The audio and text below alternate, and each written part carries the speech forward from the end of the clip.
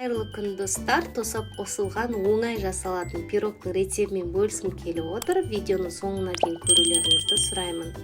Алдын ала ұнымызды електен өткізіп аламыз. Міндетті түрде керек мөлшерде. Описание бөлігіне барлығын жазып қоямын.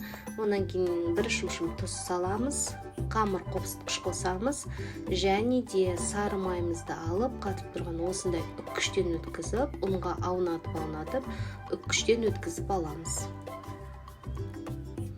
Енді жақсылап араластырамыз. Енді бізге қажеті бір жұмыртқамызды қосамыз. Қант саламыз. Енді қамырымызды жақсылап бастырып илейміз. Басын біріктіріп илеп аламыз. Міне осылай қолымызбен басып, жақсылап араластып, біркелкі етіп деп аламыз.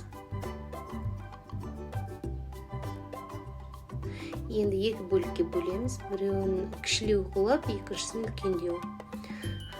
Осылай оқтаудың көмегімен жайып аламыз. Енді қамырымызды формаға орнықтырамыз, бортиктерін шығарамыз, осылай қолымызбен жайып. Енді тосапты саламыз бетіне, яғни варенье. Өріктің вареньесін саламын мен.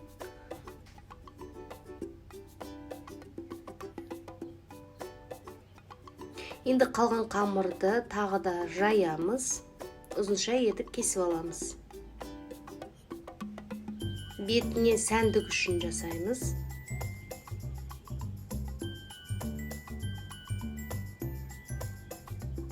Осылай бетіне барын қойып шығамыз.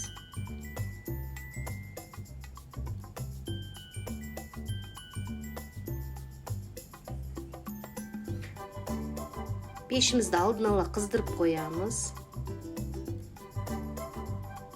Меке осылай дайын болды. Енді қызып тұрған пешке 180 градусқа 20 минутта пісіріп аламыз.